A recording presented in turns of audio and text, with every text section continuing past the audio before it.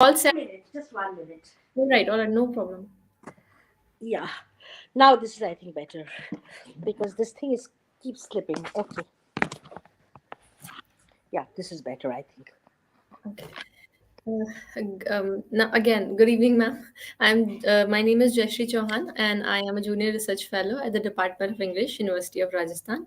I welcome you to the stories of tribal identity and culture that will explore the role of tribal history and tribal representation in history in shaping cultural identity and ideology, curated under TMYS Review Summer 2023 in collaboration with the Center for Asia Pacific Initiatives, University of Victoria. We're also calling for submission of essays, poems, short stories under the project. To know more about the submission guidelines and the project architecture, please visit www.tellmeyourstory.biz. This evening, I consider myself very privileged to be in the company of our esteemed panelist, Dr. Das Gupta, and Dr. Philipp, we are still missing, and Dr. Upasana Mahanta, who will shortly share their views and insights with us. The topic for today's discussion is positioning of tribal women in historical perspective, under the subtheme Historicity of Social and Political Struggles of Tribal Communities. Today's discussion will throw a light on marginalized status of tribal women under mainstream feminism. Before we begin, I would like to introduce our speakers. Our first speaker for the session is Dr. Das Gupta, Dr. Sanjukta Das Gupta. Sanjukta Das Gupta is an associate professor of Indian history at Department of Oriental Study, Spinoza University of Rome. Her research focus on socio-economic history of marginalized communities. She is the author of Adivasi and the Raj, socio-economic transition of the Hose, 1820 to 1932, which was published in 2011, and has co-edited Subjects, Citizen and Law, Colonial and Post-Colonial India, published in 2017, In Quest of Historians' Craft, Essays in Honor of Professor B.B. Chaudhary, published in 2018, Narratives from Margins, Aspects of Adivasi Histories in India, that was published in 2019. We are delighted to have you on this panel, Dr. Rajgupta. Thank you for joining us this evening. Our next Thank you. speaker for this session, Dr. Upasana Mahanta, ma'am. Professor Upasana Mahanta is the Dean of Admissions and Outreach, OP Jindal Global University. She was a Shastri Doctoral Fellow in Center for Women's and Gender Studies, University of British Columbia, Vancouver, Canada. Her research interests include role of women in emergent political institutions, gender understanding of conflict, women organizing and resisting in insecure context, and examining development through a gendered lens. She has authored multiple publications, books, and leading global publishing houses at Jindal University. Her responsibilities entails Director, Center for Women, Law and Social Change, Director, Office of Student Life and Cultural Engagement, and Senior Additional Registrar. We are delighted to have you on this panel, Dr. Mahanta. Thank you for joining us this evening.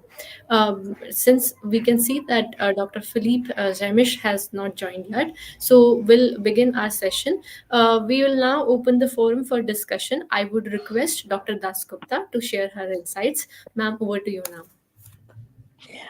Thank you very much, and thank you indeed, first of all, for inviting, for first of all organizing this very interesting talk and very interesting discussion series, and also for the invitation, which enables me to kind of reach out to many in India, based as I am in Rome, in Italy. I will be talking about. Adivasi women, principally in Jharkhand, because my research has always been on Jharkhand, and this is an area that I'm much more familiar with. But some of the arguments that I will just put forward, also I think work also for Adivasi groups in different parts of the country. Now, my own research initially had been on the economic history of the economic transition of the Adivasis of Jharkhand, a particular community known as the Ho, and in course of the 19th and 20th century. And looking at that, I became very interested in women's issues. And what I find is that, of course, the subalternity that we talk about in gendered relations, etc. Very little, the subalternity is expressed expressed also in the fact that there is very little research, even of date, on Adivasi women. Of course, there has been a lot of writings now, but this is much more recent phenomenon than even say 20 years ago. So, principally, what I will just, since we are going to just briefly introduce some of the themes, I would like to talk about the question of land rights. Land rights. Oh my God. Sorry for this. Uh, can you hear me? It's Yes. all right. It's all right. Land rights. Uh, Nick, Land rights and for women in Adivasi societies. And this is, in fact, one of this whole question of land rights is a burning issue today. And in fact, this is we see from the 19th century. Now, I'm going to start with the 19th century because I'm a historian. And of course, I would like to have verifiable records. But what I will say may also have resonance to an earlier period. So, from the 19th century in colonial India, we see that Adivasis have been routinely displaced and evicted from their villages. And this is a process, as we know, this is a very well known story. They are evicted with inadequate compensation in the interests of the industrial and mining lobbies. And they appear to be powerless against this uh, continuous process of corporate encroachments. Now, this issue often masks another very pressing land related problem which Adivasis need to confront, and that is the right of Adivasi women to inherit their ancestral property. And this is also further complicated by the fact that Adivasi women's land rights today has become enmeshed within the larger problematic of Adivasi identity. So much so that even this whole question of land rights, the movements for land rights to Adivasi women, is also seen as another attack on Adivasi customs, on their traditional way of life, etc. So this is an issue which has, I would argue, brought about a certain division. Now, I will not like to talk about it as being a very sharp schism, but yes, there is certain division within Adivasi society. On the one hand, you will find, for example, the indigenists who consider these attempts for or these demands for land rights to be unnecessary at best. And they argue that there are adequate safeguards for protecting women's interests within the indigenous system. And at worst, the indigenous would argue that all these demands are yet another insidious attempt by non-Adivasis to introduce alien concepts and customs within Adivasi society, a process which would lead to its ultimate destruction. So this is one kind of a point of view that we see. On the other hand, we have the feminists. So the feminists they would argue that this kind of an argument is not really representative of the entire of all the Adivasi women whose voice is silenced by the dominant patriarchy. And they have shown and they have argued that this denial of land rights to Adivasi women affect their status within the family and the community, as a result of which often vulnerable women are branded as witches. And we see that socially sanctioned witch hunts are organized against widows, against elderly women to deny them of their usufructory rights over land. So the feminists argue that these kind of violence, the violence against women, violence of witch killings, etc., this could be controlled only if women have that right to inherit ancestral property. Now, there is also, we see that there was a very dominant point of view that the traditional Adivasi society, in fact, differed considerably from, obviously, it differs considerably from the society now. But there was a point of view that all this question of land rights, etc., these came up only because of the colonial intervention, because of the kind of land laws, land legislations which the colonial rulers had introduced, the new form of peasant proprietorship, and patrilineal forms of inheritance, which destroyed the earlier pattern of collective land holding by the Adivasi villages. But uh, this and in fact, scholars who have worked on this have argued that it is in fact under colonial times that there was increasing land alienation, because the land scarcity on the one hand had changed the balance of power between Adivasi men and women, and this enabled, the land laws enabled the tribal menfolk to subjugate the women. But this is, just part of the picture, because we see that when we look at Adivasi women's subordinity, this subordinity arises was not simply the outcome of colonial rule, but this is also something that was intrinsically related to the socio-economic system of the major Adivasi communities. And here I'm talking about Adivasi communities practicing settled agriculture.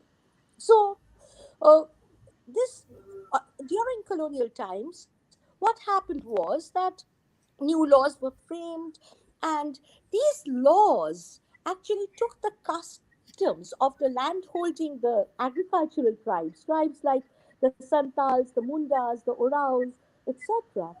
And their customs were then applied to all other Adivasi groups. So what we find is that what was custom, which is something that changes and which enables people to live according to their times, now became customary law. And once this transition occurred, when custom became customary law, this resulted in the reification of tradition.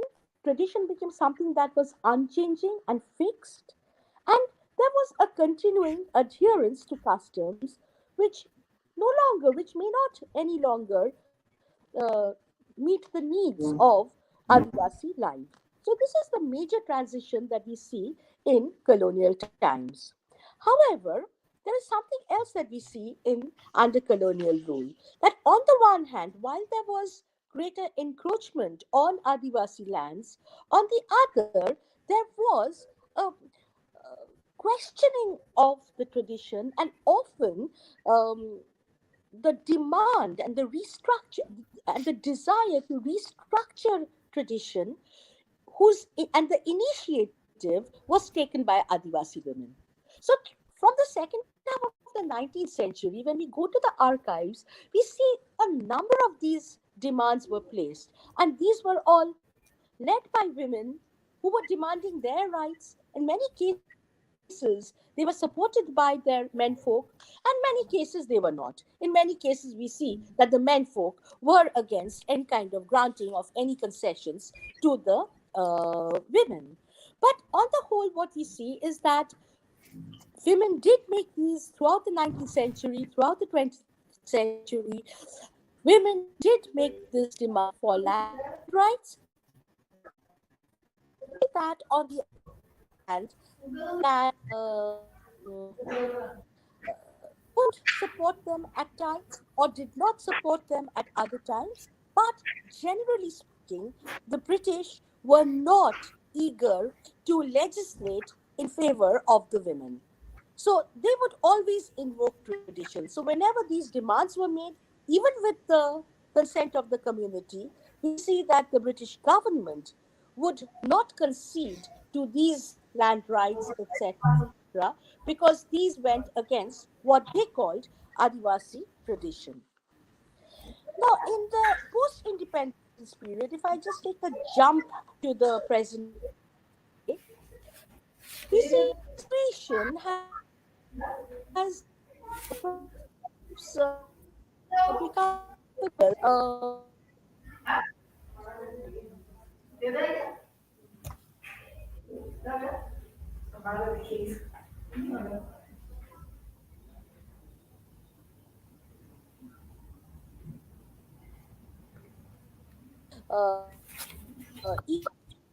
even when they did demand their rights, there was a continuous battle against their male brethren. There was a legal battle to get into, and many doctors they would be interest of maintaining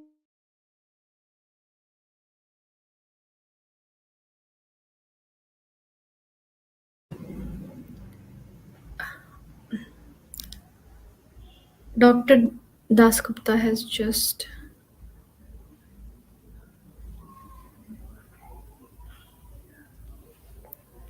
Okay, I think there is some technical glitch at the side of Dr. Dasgupta. I think we should move forward. I welcome you, Dr. Philip, sir. Before I even pronounce your name, because we are not familiar with the pronunciation, can you please tell me how should I well pronounce your name, please? Sir, please unmute yourself first. Sir, please unmute yourself first. Sorry. Yeah, thank Yeah. you, Jaishree, for this kind invitation, and hello also, Professor Mahanta. Sorry. So here we have problems with name. Yeah, my name is pronounced Semish, but Sure. you can also call me Philip. Then you make it easy. All Um, right, sir. It is easier. Sir, um, I welcome you, and I would shortly introduce you to the panel as well. Dr. Philippe is a senior academic staff at the Department of Anthropology, South Asia Institute, Hyderabad. His postdoctoral research investigates everyday ethics and politics in the Pakistani-Indian borderland, seeking to understand the long-lasting legacies of partition. Philippe's doctoral dissertation, Mini India: The Politics of Migration and Subalternity in the Andaman Islands, was published in 2017 and with Oxford University Press. He also co-edited two edited volumes, published journals, articles, book chapters on subalternity, indigeneity, labor migration, partition, anarchy, and love in South Asia. We are delighted to have you on the panel, Dr. Philip. Thank you for joining us. And now it is your turn to speak, as Dr. Dasgupta cannot join us for the moment. Over to you, sir. Please. yes, thank you. And yeah, I would at this point also have to make a disclaimer. So I said it also in the preparation already to Jaishree that I'm actually probably I'm here the quota white male person because I mean I don't know. I mean I've done research along in the Andaman Islands with Adivasi people. I've lived there for a long time, about 2 years. Um, but I don't know if I'm particularly qualified from my positionality to speak for tribal women. So this is a kind of bit of a problematic that I would like to kind of point out in the very beginning, that I don't see myself as being representative, but I'm very happy to share my insights from what I've seen. And I also need to point out that my access was, of course, being male and at that time unmarried, being through other males. Even if my friends from the so-called Ranchi community in Andaman, that are Chotanagpuri Adivasis, of course, they were largely through males that I got this access. So I yeah, I can surely state that this access is part of a very production of masculinity that is reproduced here. Though I must admit also that in my experience that the so-called the Adivasis I've been working with have, as compared, if one compares it on a very general level to caste society in India, there's some more egalitarian, let's say, mechanism within the society that also ensure that I don't speak of equality as such, but they have for sure an elevated status and an idea that women also have something to say in the public realm, and that they are part of society and they're not just kind of relegated to the margins. Um, yeah, this I want to send in advance. And I think, Jesse, you had some questions for me, or should I just continue? I need to unmute this time. Sir, the questions will be asked after everyone has spoken already. Please continue with your talk. Okay, how much time do you have? Sir, 10 minutes. Each speaker will Ah, get 3 okay. minutes And to then speak. the questions come afterwards. Okay, fine. Yeah, so my basic experience with in the Andaman Islands with the so-called you call them tribal. I would rather prefer to call them indigenous communities, but with the term indigeneity is in itself problematic in a context such as the Andamans, because in the Andaman Islands you have on the one hand the so-called particularly vulnerable tribes as an administrative categories, or which would be covered under scheduled tribes. So it means the Jarva, the Sentinel, the Great Andamanese, the Onge, and on the Nicobar Islands, the Nicobaris and the Shompen.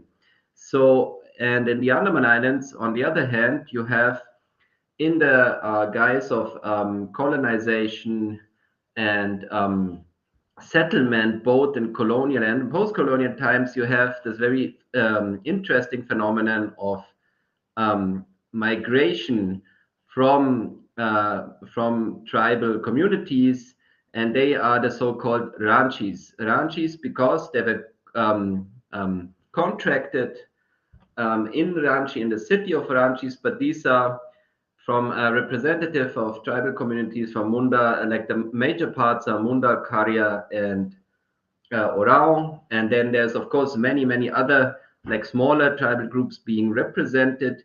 And they were recruited from 1918 onwards to come to the Andaman as labor force and to replace the convicts in the hard tasks of clearing the tropical rainforests and building infrastructure such as jetties, settlements, roads, etc.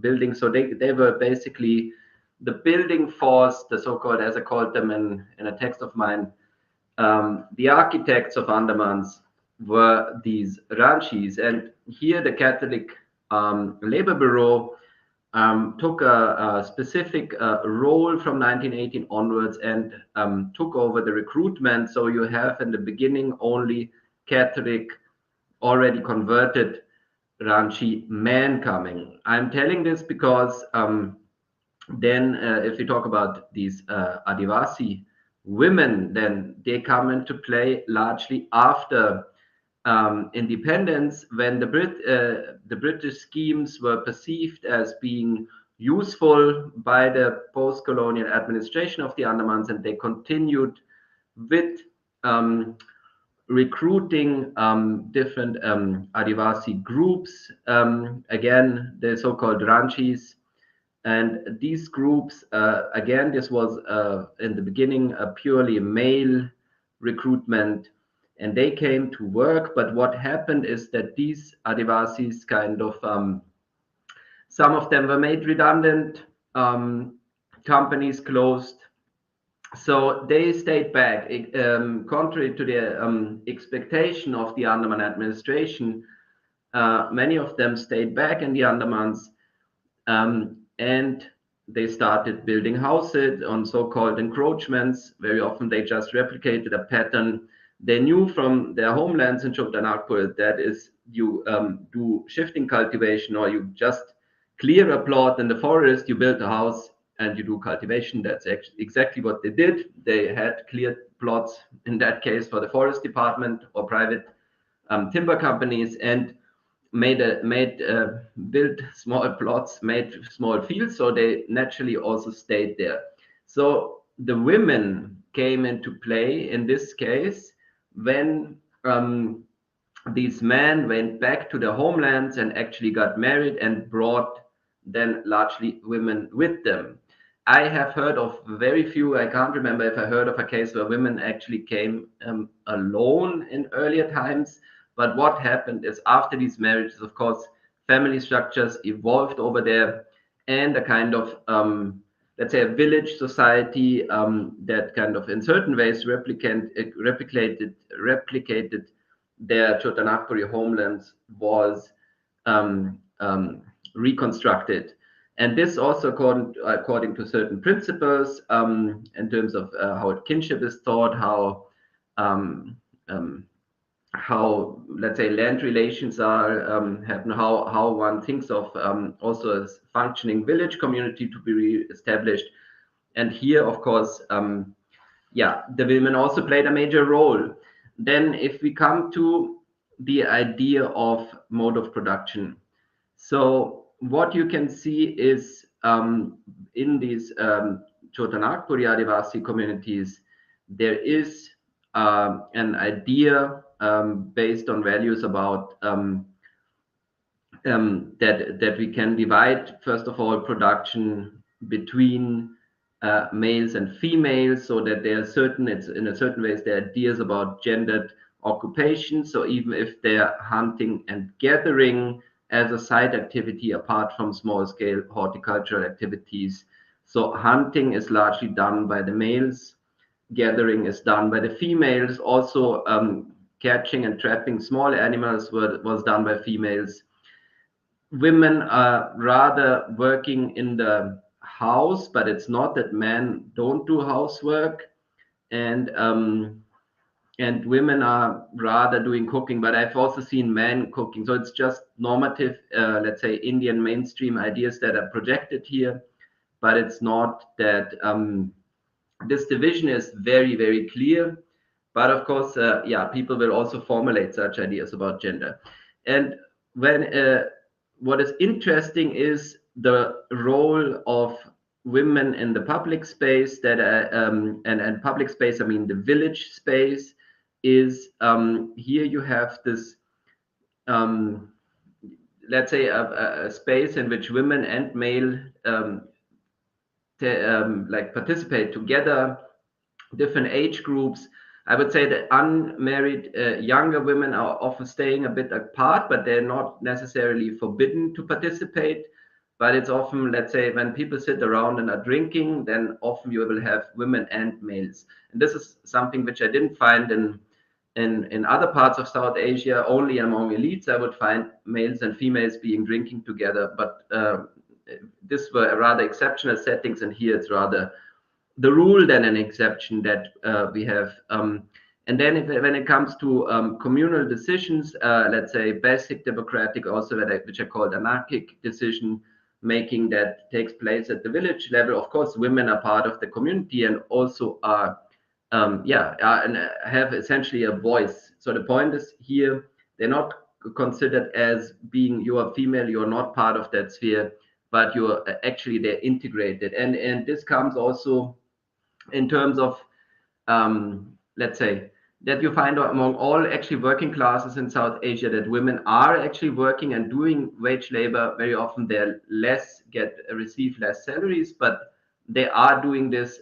This is a middle class construction actually, that women shouldn't work, or that the family should afford to kind of keep them in the domestic sphere. But I think in working classes it's largely the case. So here we find women have an important role for the community, and also of course in rituals and everything, and I think that's also a very commonplace.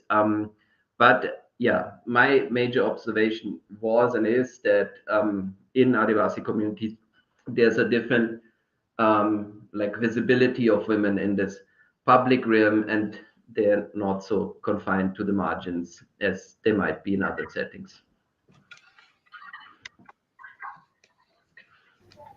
Thank you so much, sir. Thank you so much for your observations. Thank you for clearing out to us the historical and contemporary backgrounds of the Adivasi settlements and migratory communities from the islands, of course, of colonial and post-colonial India, and your discussion on women's role and position in these communities.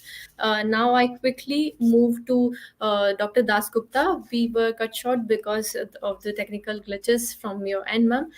Please continue with your discussion before you. Yes, ma'am. Can you hear me now? Yes, ma'am, we can hear you. Okay. Actually, it's interesting what because let me just continue with what Philippe said rather than because I've lost a bit of track of where I left off. So what I was talking about is land rights, and this brings this question of visibility, and especially as Philippe just pointed out that Adivasi women were really much more visible in the public sphere than, say, women in caste societies. And this has given rise to that impression that, there is a lot more egalitarianism within Adivasi society.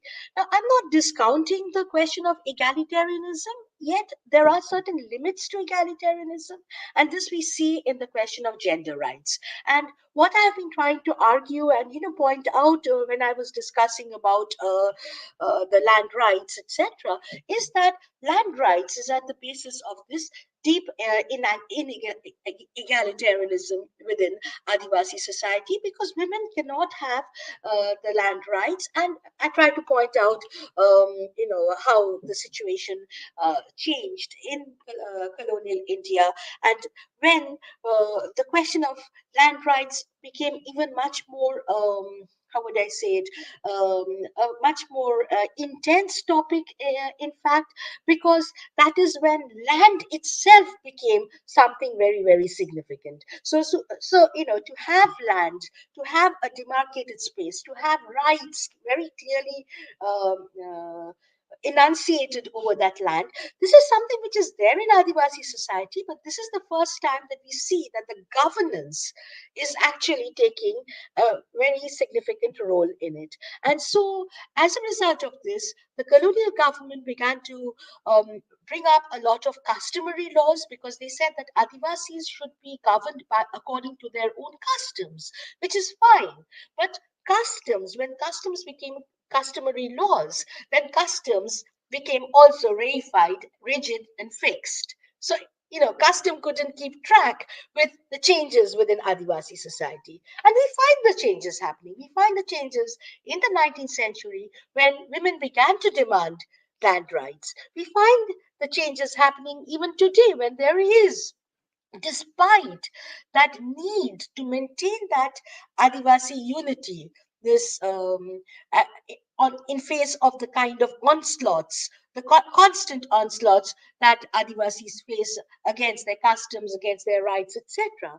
But in this, what happens is that the women's land rights get relegated to the background. So this is what I would say, that on the face of it, that it would seem that Adivasi women, and yes, they do have many more freedoms historically than, say, women in caste society. But at a basic level, at the central level, the core area, that is where they are deprived of their land rights, and this defines their subordinity within Adivasi society. So, what we have to see is that these societies are essentially patriarchal, and Adivasi patriarchy does operate in this way. Now, having said that, I just want to finish with one caveat, and that is, I am talking about the agricultural societies. So, ones who practice settled agriculture. The situation would be very different among communities which historically did not practice settled cultivation, but historically depended upon shifting cultivation or food gathering, etc. Their social customs, etc., would not impinge upon the question of who controls the land, which obviously is of paramount interest to agrarian communities. So let me stop here, and then I will take up. You have the questions that you had put to us. Right, ma'am. Thank you, Dr. Das Gupta. Thank you for your explanations of the dynamics and politics around the land rights of Adivasi women, around the customs, and the need of of constant improvements, so to say. Thank you so much, ma'am. Now I invite the last speaker of the panel, and Dr. Upasana Mahanta. Over to you, ma'am. Now. Thank you so much, Jaishree. And I want to reiterate that it is an absolute privilege and an honor to be part of this panel. I would come to the topic today through the lens of health. And I would want to focus on the question of tribal women, historically positioning the idea of access to health in this conversation. As we know, health has emerged as a key concern, right, in the global conceptualizations on equality or justice and human rights. And one of the most significant structural inequalities that is faced by the tribal population in India is access to health and healthcare. And tribal women bear a disproportionate burden of health exigencies with dismal health indicators and a higher burden of mortality and morbidity. Unfortunately, there has been no serious public policy engagement in India with the question of tribal health. Tribal healthcare in India is often merged within the framework of rural healthcare. Such as the National Rural Health Mission, that fails to recognize the distinct healthcare needs of tribal people, and particularly talking about tribal women. So, how do I put all of this in a historical perspective? To put this in a historical perspective, although the Constitution of India does not expressly lay down the right to health as a fundamental right, the Supreme Court, through various judgments, has come to interpret Article 21 of the Constitution that gives right to life and personal liberty to include the right to health. So, the genesis of health planning and health policies in India can be traced to the pre-independence days with the setting up of the Health Survey and Development Committee in 1943 with the chairmanship of Sir Joseph Bore. In the report submitted in 1946, the Bore Committee made wide-ranging recommendations for remodeling health services in India. But the first 2 decades after independence, if you see, India's health concerns were largely managed through the 5-year plans. The country's health preoccupations were mostly focused on managing epidemics, such as massive campaigns being launched against the spread of malaria, smallpox, tuberculosis, leprosy, filaria, and cholera. It was only 1983, more than 3 decades after independence, that we adopted a formal national health policy. Right. And keeping in tandem with the directive principles of the state policy of the Indian Constitution, the national health policy talked about universal, comprehensive primary healthcare services, which are relevant to the actual needs and priorities of the community at a cost which people can't afford. Right. And it also specifically emphasized on including weaker sections of the society into primary healthcare and welfare programs, especially those in tribal, hill, and backward areas. Right? Now, the second national health policy was laid out in 22. The policy focused on the need for enhanced funding and an organizational restructuring of the national public health initiatives, talking about more equitable access to health facilities, while not losing sight of the need to design schemes to cater to the special needs of the disadvantaged sections, including tribals. The most recent health policy came in 2017 with a focus on progressively achieving universal health coverage and strengthening people's trust on the public healthcare system, recognizing the special health needs of vulnerable groups, including tribals, and it spoke about situation-specific measures in the delivery of health services, especially in view of the geographical and infrastructural challenges in reaching out to tribal populations, right? Now, another major policy initiative by the Government of India has been the launch of the National Rural Health Mission, NHRM, in 18 states with weak public health indicators and infrastructure. It was launched in April 2005, which was later extended to the entire country. When 2013, the National Health Mission India, NHM, was launched, subsuming the NRHM and the National Urban Health Mission. So the aim is to decentralize health delivery system, make quality healthcare accessible to rural population and particularly vulnerable groups. There have also been various initiatives at the state level that focuses on equitable and accessible healthcare. For example, say the Chiranjeevi Yojana that was launched in Gujarat in 2005 that focused specifically on institutional delivery among poor and tribal women. Now, this is just to put the history of health and health policies and how it looks at vulnerable and tribal groups. Now, coming particularly to the access of health in the context of tribal populations and particularly tribal women. Now, if we look at the data and the statistics, what do we see?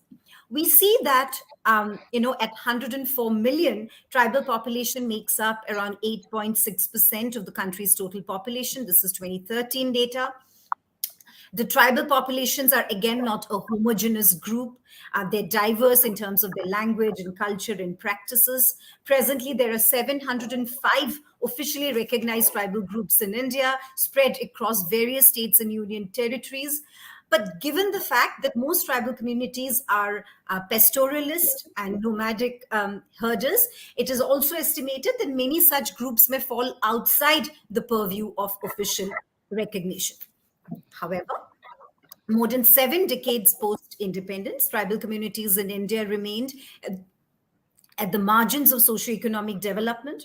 40.6% of the scheduled tribe population in India live below poverty line, as opposed to the 20.5% of the non-tribal population.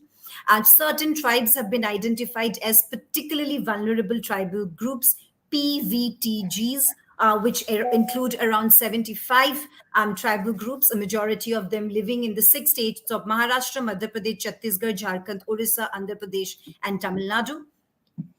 However, all the groups that are listed under PVGTs have not been granted scheduled tribes status. Now, in 1999, Ministry of Tribal Affairs was set up with the vision of an integrated socio-economic development of scheduled tribes in a coordinated and planned manner. The Expert Committee on Tribal Health notes that the tribal population in India bears a disproportionate burden of communicable diseases, which include malaria, tuberculosis, skin infections, sexually transmitted diseases, HIV, typhoid, cholera, diarrhea diseases, hepatitis, and viral fever.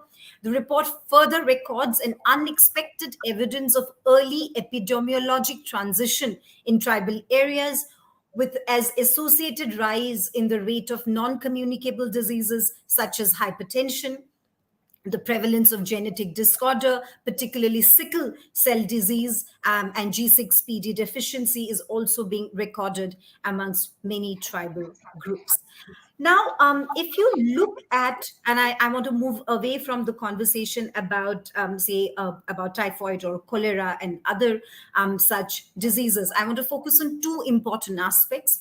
One is infant mortality rate, so under 5 mortality rate and IMR amongst tribal communities, and child malnutrition rates in tribal communities, which are critically high.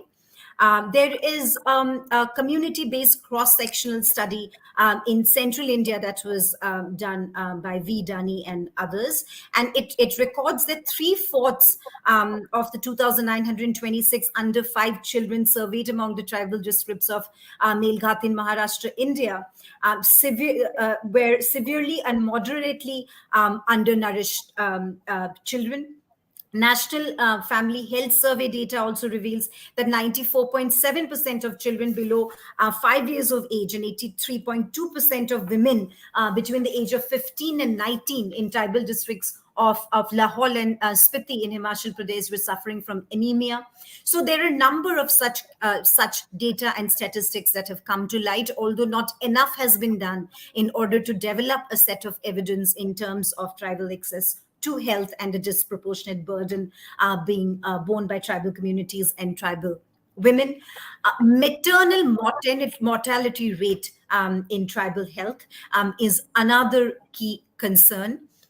Although there has been a drop in the maternal mortality rate in the past decade, which could be attributed to many factors, including the fact that Ministry of Health and Family Welfare has successfully introduced various health interventions to improve MMR.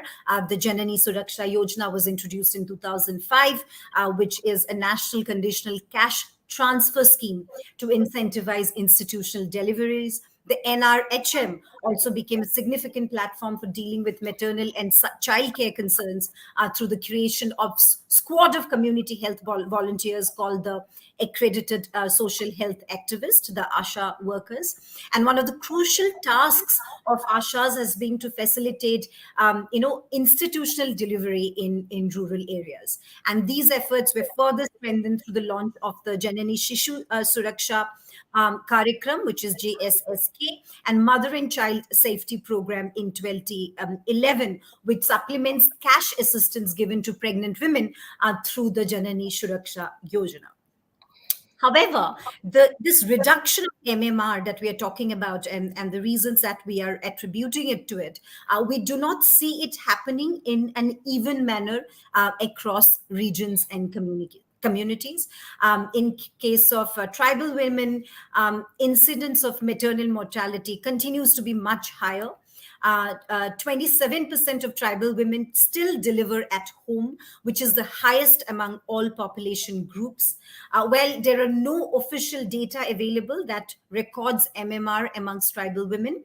It is possible to understand the disproportionate burden borne by tribal women by looking at various independent research studies that have been conducted in different tribal dominated parts of the country. I'm not going to be quoting the studies here, but I'm happy to share that later.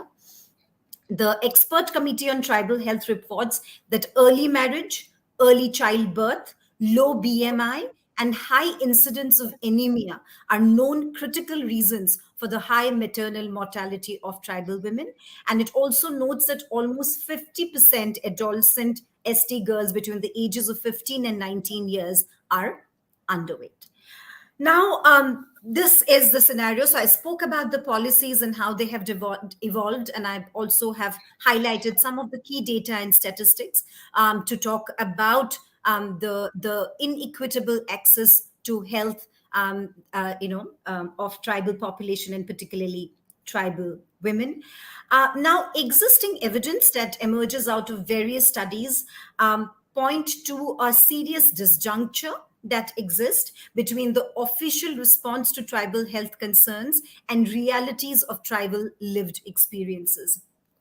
For instance, I'm quoting a 2018 study on maternity services to tribal women in Orissa that notes that while official response to maternal mortality amongst the tribal communities was to introduce various measures, including cash assistance to facilitate institutional deliveries, it failed to take into account the socio-cultural context in which these communities operate.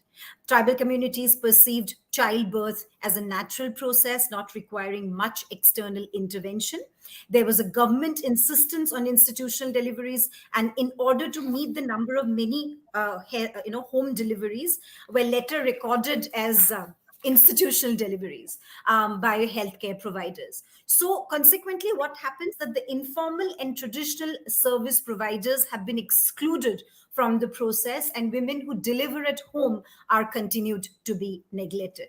So why I'm talking about this, that I want to insist that there is a need, therefore, to explore the cultural, social, and economic barriers that affect tribal people's access to health and healthcare, and particularly tribal women. All the national health policies have emphasized on the need to devise policy interventions to tribal areas in accordance with their distinct needs. However, it has not been translated in reality in its true spirit and terms.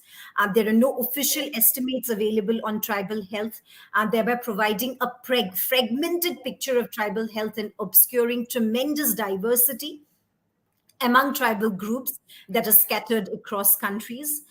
There is therefore the need to develop a robust evidence-based so that we are able to make informed policy decisions when it comes to tribal health. Public policy making cannot be perceived as a linear top-down sort of approach and process with a clear distinction between policy formulation and policy execution. And therefore, the need of the hour is a bottom-up approach that advocates taking into account local and ground realities in policy formulation and perceives implementation as a much more interactive process. And this kind of process would be able to yield results if it accounts for the distinct social, cultural, and economic lived realities of tribal people and tribal women. So decentralized health planning is at the heart of it. It also has to account for the fact that there is already militarization of many tribal dominated areas, particularly in central and northeastern India. Presence of harsh laws such as the Armed Forces Special Powers Act and the consequent immunity to armed forces, leading to serious instances of human rights violation in these areas, make it increasingly difficult for tribal people to participate in health planning. And further, the treatment of PVTGs as endangered leads to state interventions and schemes that deny any agency to these groups. For instance, a policy that disallows a PVTG member to avail sterilization schemes in government hospitals so as to encourage their population growth in view of their falling numbers is a gross violations of women's autonomy and right to make informed choices, who mostly bear a disparate burden of this denial. Consequently, the actual issues that contribute to high mortality rate, including chronic malnutrition, starvation, and lack of access to adequate health facilities, remain largely unaddressed. I just want to briefly talk about the fact that the 2023 budget that was just released spoke about 15,000 crore to be spent under the PM PVTG development mission to improve the socio-economic conditions of particularly vulnerable tribal groups. One has to see now how the money is being spent. There have been instances in the past of diversion of funds by ministries that were meant for tribal welfare. A parliamentary standing committee on social justice and empowerment has brought forth this disturbing fact and urged that a central act be put in place to ensure that such diversions does not happen. The committee also noted that ministries are not allocating funds for tribal welfare as per the requirements, and therefore much work that needs to be done under this area. The current budget also talks about a sickle cell anemia elimination mission to be launched. So one is hopeful to see how what the budget is talking about gets translated. However, I want to end by saying that the Khaka Committee 2013 had also recommended that human resources necessary for provisions of healthcare in scheduled areas, as per the norms set by the high-level expert group on universal health coverage, should be provided, but it has not yet come to fruition. So therefore, I think there is a very important moment right now to be talking about tribal health and equitable access that tribal women must have to healthcare. Concrete steps must be taken to implement the recommendations of the various committees and the commitment that is being made at the budget. The rhetoric that is there of radical health reform, prioritizing affordable and accessible healthcare for all, that rhetoric must be firmly placed in the lived realities of the tribal population and particularly tribal women. With that, I would like to stop and I look forward to having a more engaged conversation. Thank you very much. Thank you very much, ma'am, for your insightful observations, for sharing your insights and readings on the need and the current situations of health and welfare policies for Adivasi communities and especially women.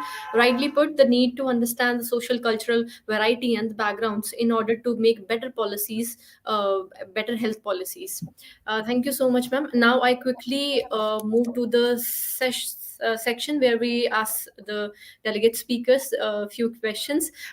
My first question to you, Dr. Dasgupta, ma'am.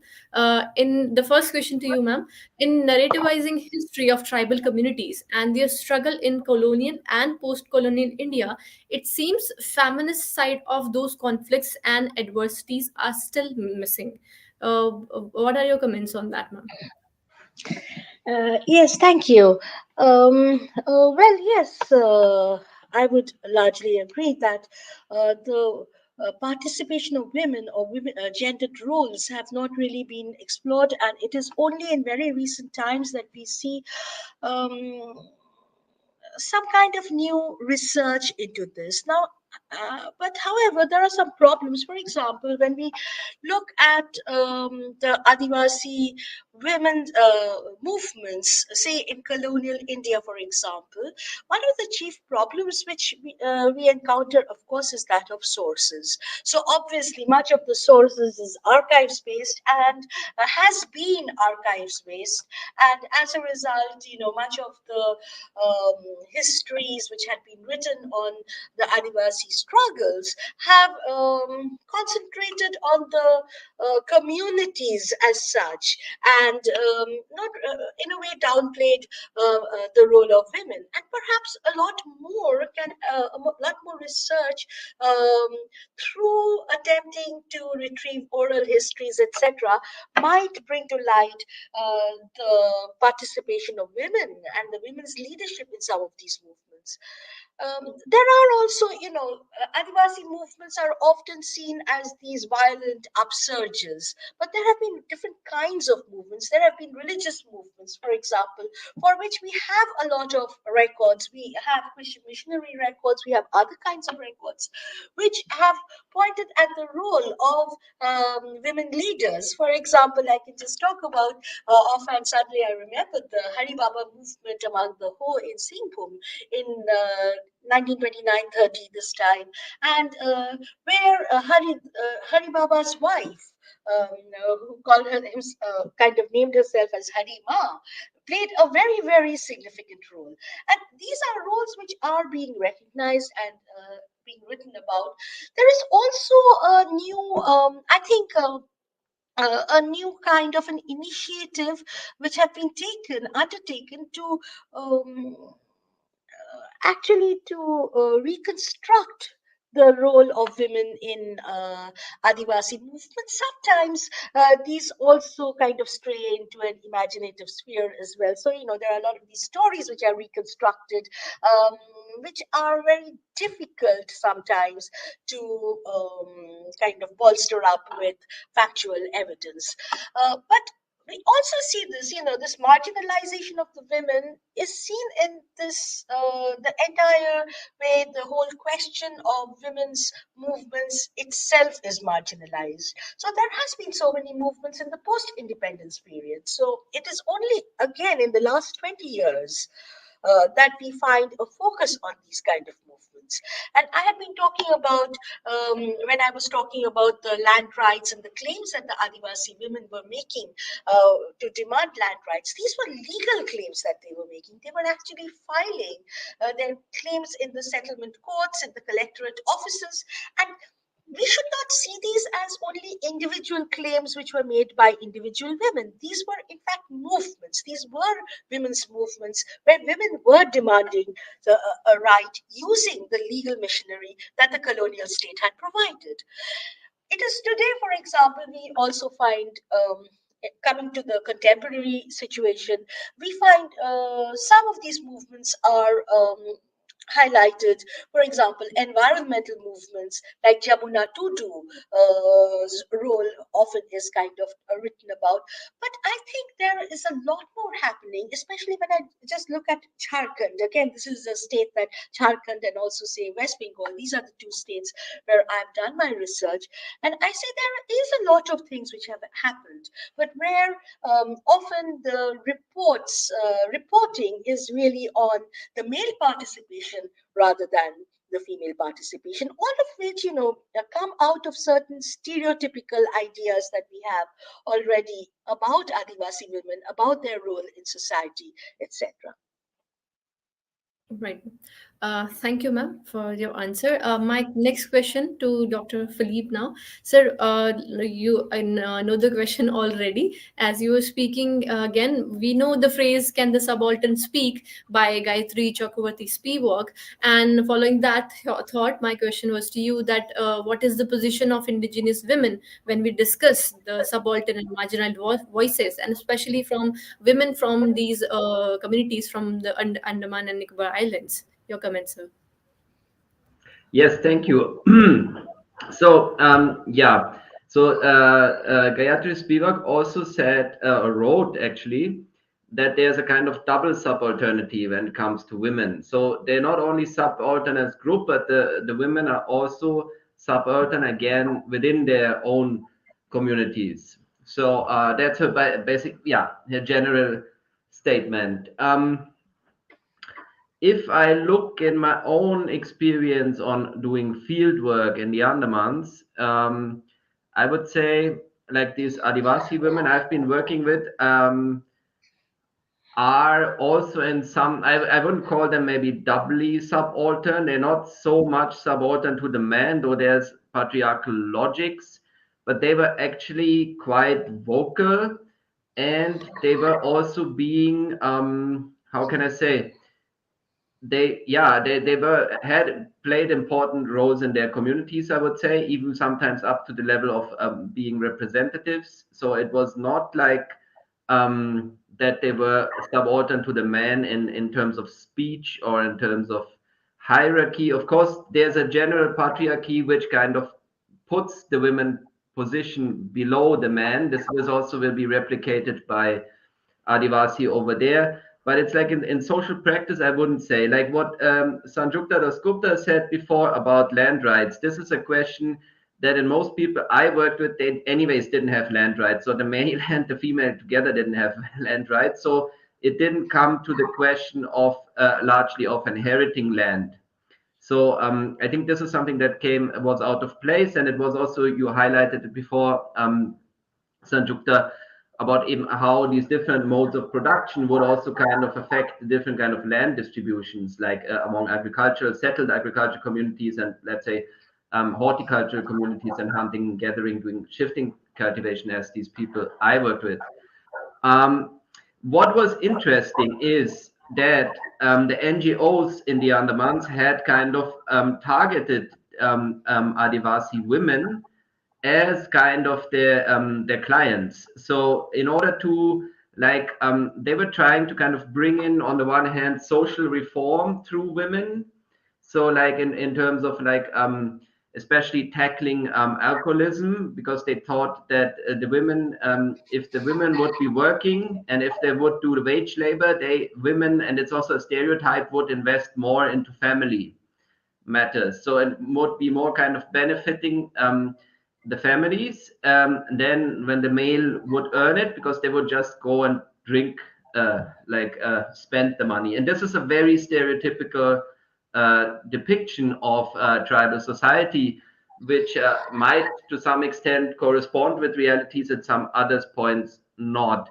But what was interesting, how these NGOs were creating spaces then to bring these women into work and bring them in to participate in the formal job market, which is on a long run. So there were these cooperatives being built via NGOs, and where communal labor would be kind of commoditized. That means like earlier communal labor, which would be called pancha, where people help each other to kind of subsistent oriented, to kind of build, let's say, houses, work in the fields, like subsistent oriented activities would be now being commercialized, and that money would be paid on common bank accounts, and this money would be then kind of being reinvested into buying a goat or a cow or whatnot. So this was for no doubt benefiting financially these communities, but I think there was the motivation behind this was people who are outside the kind of the flow of money, who are subsisting themselves, to bring them into the job market. And on a long run, I think also the political goal is to make them dependent on wage labor, which I find personally not very good, and it's not something that necessarily lifts them out of poverty. But what this would do is kind of within the families, the women, the situation, and I interviewed also a couple of women on this, the situation of women in the families would be elevated, because now they would have money in their hands, and this would also give them a new kind of power or bargaining factor within their own family structure, core families I'm talking, towards the man. So in a kind of way, it kind of enabled them. I can't say it brought them out of subalternity, but yeah, there were these this very interesting development I have observed. And when it comes to indigenous, the question you're asking, the voice of the indigenous Andaman Islanders, means the hunting gathering communities, not the Adivasis I worked with. So these voices, male and female, are largely mute. So there's hardly any. I met some of them, of the Andamanese also. I talked to them also, women working for tribal welfare department, but their voices are basically not heard. So they're silenced. But this is regardless if they're male or female. So I think it's stays supported. Oh, all right. Thank you, sir, for clearing this up to us. My next question, I'll move quickly to Dr. Upasana Mahanta. Ma'am, when we discuss political and social conflicts between indigenous tribal habitations and mainstream society, there is a tendency to underestimate the position of tribal women. As you were mentioning as well, the conflicts between the tribal societies when it comes to healthcare policies, the access, they cannot even get the access to healthcare and policies because of the setting. So what according to you are the reasons, and how do we find the remedial measures if there are any? Well, yeah, thank you, Jaishree. And I would perhaps like to go back to one of the initial thoughts was that the conflict that you talk about between indigenous tribal habitations and the mainstream society, perhaps one must understand that it plays out differently in different contexts. And the causes of these conflicts, the way these conflicts play out, and therefore the solutions we might seek, which would be context specific. And I would, because you highlighted the context that I spoke about, particularly in the context of, say, Northeast India and the existence of the Armed Forces Special Powers Act, and therefore difficulty in accessing certain healthcare and healthcare services. I think that stems from the fact that um, there is a reality that exists that is removed from the lived realities of tribal populations. And perhaps the one ways of seeking solutions would be to be able to bridge the gap between these two, which is the reality that one assumes that exists, and vis-a-vis the lived reality of tribal populations and tribal women.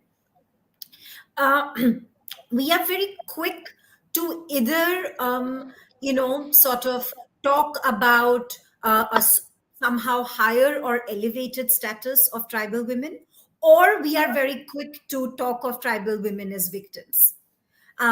So either you are victimizing and talking about tribal women through the lens of victimhood, or you are talking about tribal women somehow assuming a status in the context of tribal society that is a more elevated status from other women, that other women enjoy in the context of the Indian society. Perhaps not to be too quick to jump to conclusions either about victimhood or about elevated statuses, and have a more nuanced understanding of how it operates, and to also understand that both can coexist. On one hand, you could be revered and you can enjoy a higher status in the context of certain situations, and there could also be marginalization in respect to other situations. And I'll explain with an example.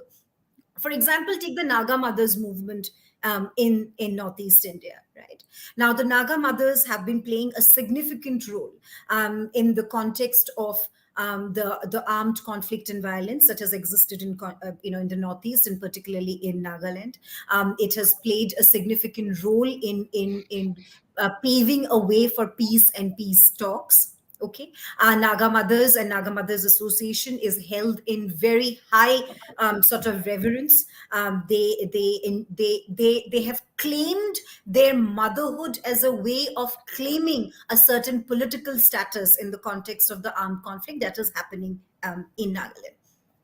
On the other hand, cut to the 73rd and the 74th Constitutional Amendment Acts that allows 33% reservations for tribal women in municipal governance and Panchayati Raj institutions. Now, Nagaland, given that it is protected by customary law, cannot have a Panchayati Raj, it has a municipal governance. But when the Naga mothers claimed their right to 33% reservation in municipal governance institutions, and finally it was granted, there was a massive and violent protest across Nagaland. Tribal councils came together to say that, we respect and revere our women, but we cannot give them political representation in terms of their presence in bodies like municipal governance. So an idea of elevated status vis-a-vis marginalization can also coexist. So to sort of come to the point that I'm trying to make is perhaps the remedies that we are seeking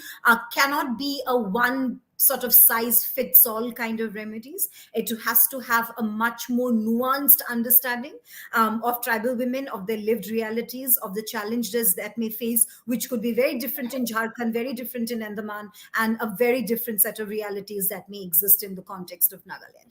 So I think that's why the very thing that you all are trying to do, tell me your story. What is the idea of telling me your story? That means that my story is different from that of yours. That the story that I have to tell may resonate with yours, but may give you a set of insights that you have not thought about.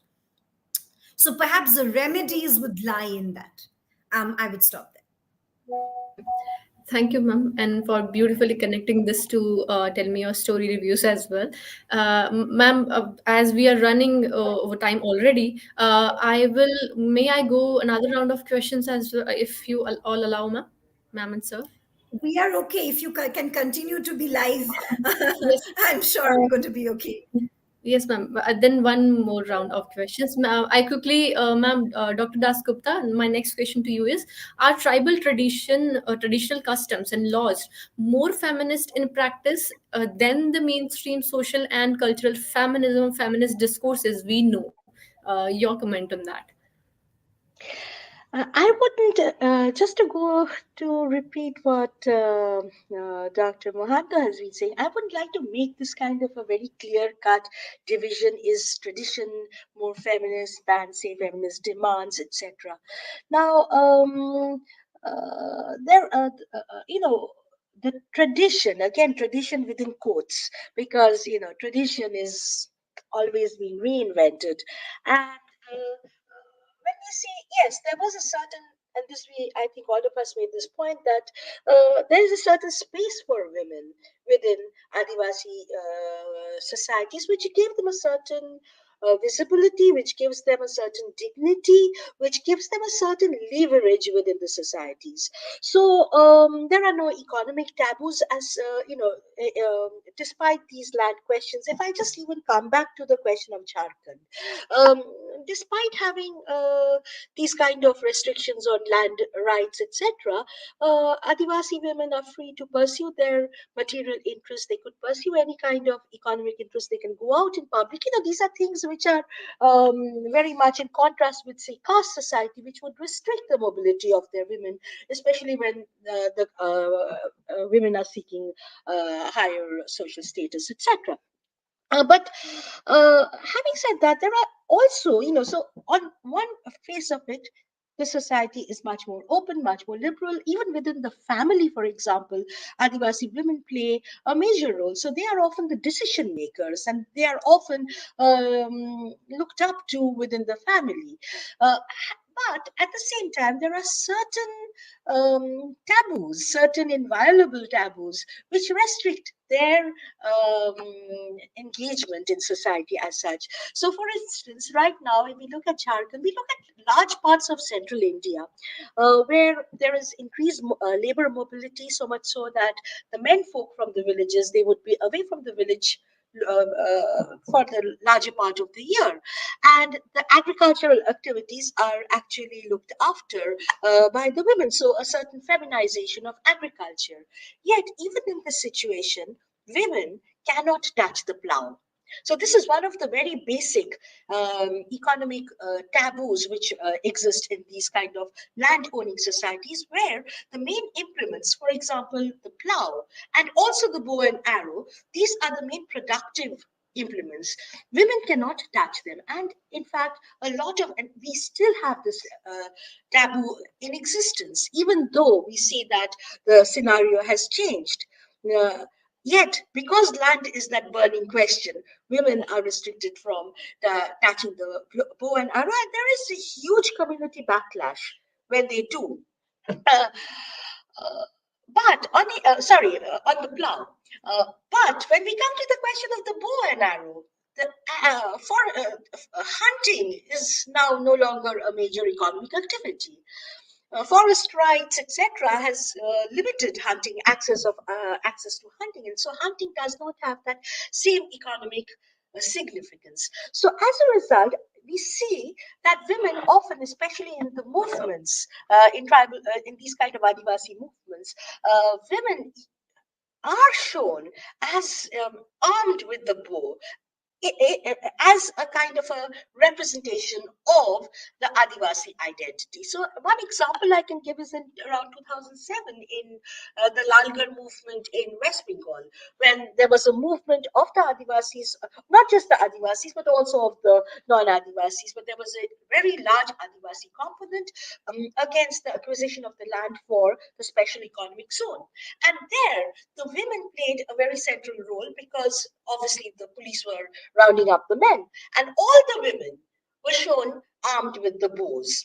So, uh, when we are talking about tradition and custom, yes, that space is there, but there are certain things which are again reserved for the men, where the women really have to fall in line with. So, I think, and when we come to the question of, say, mainstream feminism, um, again, I think what Dr. Mohanty said. I would like to reiterate that argument. I think this is very something important that she said, that these are very specific to um, certain habits, certain customs, certain locales, and to bring a generalized kind of a statement would, I think, will not be do justice to the situation. So, um, what do we mean by mainstream feminism? Where women have land rights, etc. But Adivasi women, very strong Adivasi women, have been claiming that. You have Bitya Murmu, for example, um, a wonderful woman who has fought against, and Juliana Lakra, who in fact started this land rights movement by claiming her right, moving to the court for her rights. So, they are also doing the same thing. There is not really any difference. So, do we see this as Adivasi feminism? Do we see this as mainstream feminism? Now, these are just, I think, sometimes we get a little carried away with these kind of differences, and instead we have to see, especially what is it that women need in a certain socioeconomic context, and how they are making that demand for it. Thank you, ma'am. Very aptly put. My last question to Dr. Philippe, sir. Do you think the cultural practices of indigenous people of the Andaman Islands are affected by the migration of outsiders to the islanders over the years? If yes, and how have the Andamanese, especially their women, adapted to these changes? Yes, it's a very complex and question that I cannot answer to all satisfaction, but I would say yes, of course, on a general level, not only the migration of Bengalis, but migration of people from all over South Asia and even Southeast Asia have affected indigenous life worlds in Andamans, and that comes first of all on the matters of territory and subsistence practices. Of course, when forests have been cut and settlements being built and being hunted in the forest. And this is all, many communities do that, not only the Adivasis who were brought, but also the Bengalis and others hunt, and there's pressure, resource pressure on the forest. And some of the forest spaces have also been decimated, a good part. And yeah, but what you can see is that where the indigenous communities have prevailed, especially the Jarva, you still have the last stretches of primary rainforest, which is very, very precious for as a heritage, as natural heritage for humankind. And now, shockingly, I must say, in the Nicobars, Modi Sarkar is planning to kind of cut down 1 million trees and build container ports. And I think what short-sightedness is this? And many others have been asking that question. So this is something to struggle against. I think if it's possible to stop that, that would be a big destruction of a natural heritage of unforeseen dimension, with species that have been not even properly studied in that forests, endemic species. It's incredible, but I mean, yeah, policymakers don't understand this, but this is a general impact that it has on indigenous communities. It means like shortening, cutting down their space for survival, and this of course affects also the women.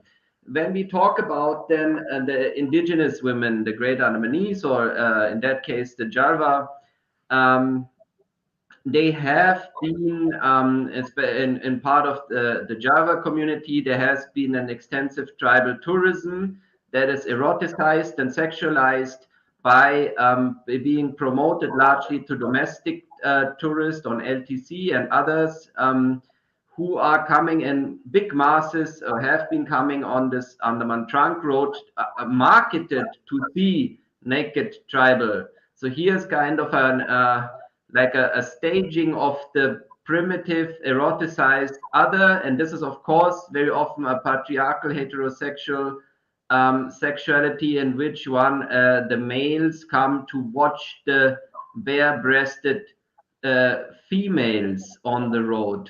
And but very interesting in this part of the story that has been bemoaned by many activists and whatnot, is also the agency of the Jarva in themselves, because the Jarva have been, among others, interacting with settlers, and they have been, in many cases, been seen actually when they're in the forest and meeting with outsiders. They're wearing clothes actually, and on the road where they're being exoticized and othered, they come out naked. I mean, not naked, but they were a little bit, but let's say largely naked. So, which means they also utilize this nakedness in order to perform this role that is being assigned to them, that one of the primitive and the wild one, and they gain benefits from it. This is an extension of their space of gathering on the road. They gather then money, or they gather chips and chocolates, and they gather whatnot they will get. So this is for them a performative interactive space.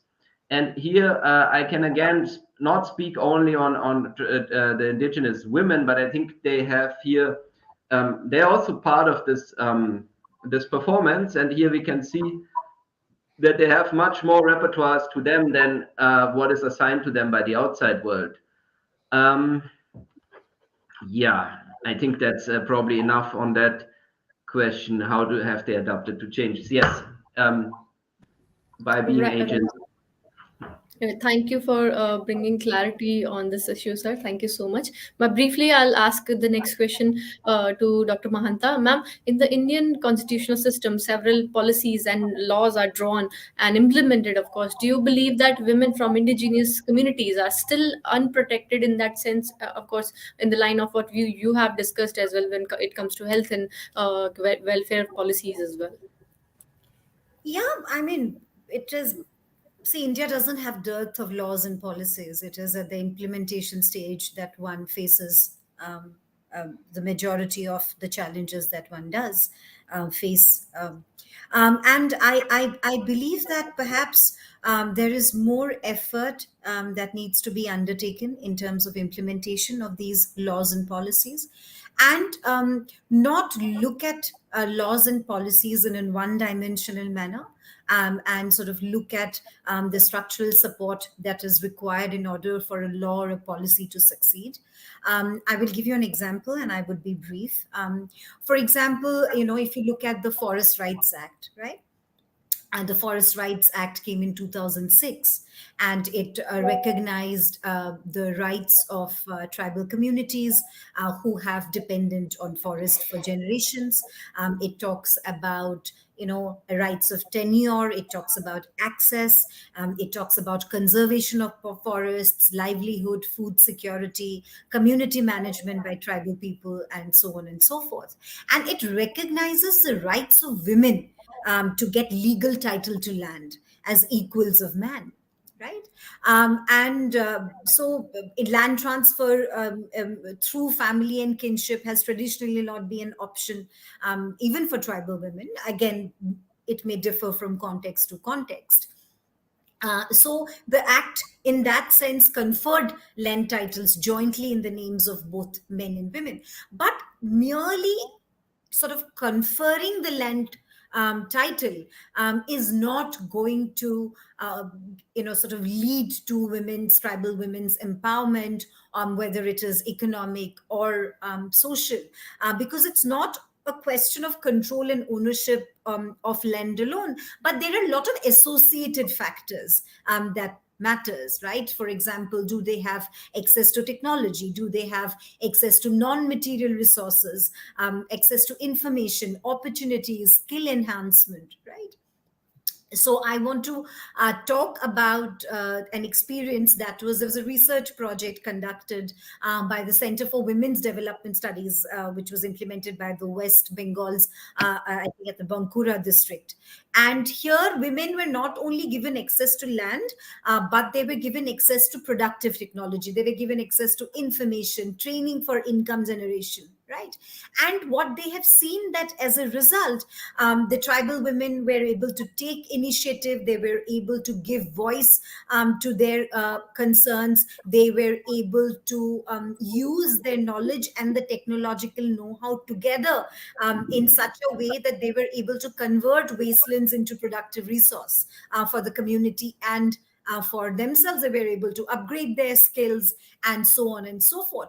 So therefore, perhaps the emphasis should move away from looking at laws or policies as the only answer, and start thinking about ways in which we can create mechanism whereby the effective implementation of these laws and policies are possible, and that women and tribal women can fully utilize the potential that lies in these laws and policies by providing these kind of support mechanisms in terms of access to other resources.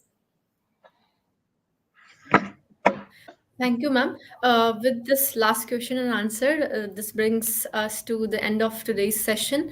And after so many technical glitches today, I have taken so much of your time. So, but thank you so much. Thank you to all the panelists once again for sharing invaluable perspectives on this topic. And have a good evening, I guess. And in case, sir, have a lovely evening to you, sir. This is to remind just that we are calling for the submission on tribal history and tribal representation in history, the details of which can be viewed on www.tellmeyourstory.biz. We will come back to you soon with our next panel discussion on this project. Till then, good night, everyone. Thank you, ma'am. Thank you again. Thank